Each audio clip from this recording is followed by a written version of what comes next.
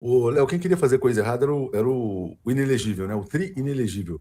Pediu para o Moraes o passaporte para visitar o genocida e o Moraes disse que não pode pegar o passaporte, tem que ficar quietinho no Brasil. O ministro Alexandre de Moraes, que negou a devolução do passaporte a Jair Bolsonaro, o passaporte do Bolsonaro que foi retido no início de fevereiro desse ano pela Operação Tempus Veritatis da Polícia Federal, que investiga uma suposta trama golpista aqui no Brasil, principalmente no ano de 2022, no final do mandato de Jair Bolsonaro. Ele foi alvo e também outros militares, enfim, muita gente foi investigada pela Polícia Federal na ocasião. O passaporte de Bolsonaro foi retido pela Polícia Federal e vai lembrar, né? 4 dias depois, no dia 12 de fevereiro de 2024, o Bolsonaro se abrigou na embaixada da Hungria, passou 2 dias por lá, enfim, é um caso que está sendo muito investigado, é um caso que está gerando aí muita repercussão, e a notícia de hoje é que a defesa do Jair Bolsonaro, ela pediu a devolução do passaporte. Qual que é o motivo? A gente tem aqui na matéria. O motivo é que o Bolsonaro, ele foi convidado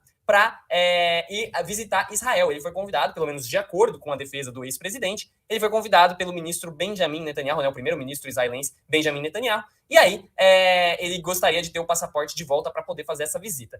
A informação é de que o Moraes negou. O Moraes nega, dizendo aqui, né, já a matéria, porque ele está seguindo um parecer da Procuradoria-Geral da República, que também havia se manifestado contrariamente à restituição do documento. A viagem para Israel ocorreria entre os dias 12 e 18 de maio. O Bolsonaro aparentemente então não vai poder fazer essa viagem para Israel.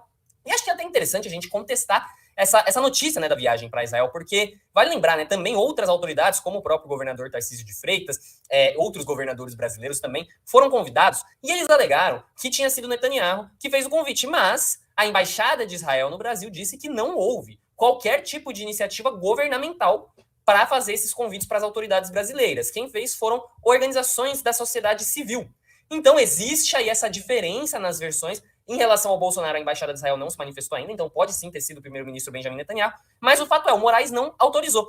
E tá correto em não autorizar, até porque a gente viu que o Bolsonaro já fez. Ele, por exemplo, que ainda não foi alvo de outras medidas cautelares, como, por exemplo, ter que usar tornozeleira eletrônica, ou até mesmo ser impedido de entrar em embaixadas. Mas a gente viu que apenas 4 dias depois dele ter tido o passaporte dele retido, o que aconteceu foi justamente que ele fugiu para a embaixada, que é um território inviolável. Ou seja, se algum juiz brasileiro, se, por exemplo, um ministro do Supremo Tribunal Federal emitisse uma ordem de prisão contra o Bolsonaro, essa ordem não poderia ser cumprida sem autorização de autoridades da Hungria. Então, isso pode ser considerado como, por exemplo, uma obstrução de justiça, poderia até mesmo levar à prisão preventiva do Bolsonaro. E agora ele está pedindo o afrouxamento, ele está pedindo que o passaporte dele seja devolvido, aí é você dar justamente tudo que ele quer, né? Ele pode fugir do Brasil e nunca mais voltar, e assim não vai sofrer as consequências dos atos que ele cometeu, dos possíveis crimes, inclusive, que ele cometeu. Então, tá certo o ministro Alexandre de Moraes em não devolver o passaporte do Bolsonaro. Não faz sentido conceder o passaporte para o cara fazer uma viagem exatamente com um país que pode dar asilo político para ele.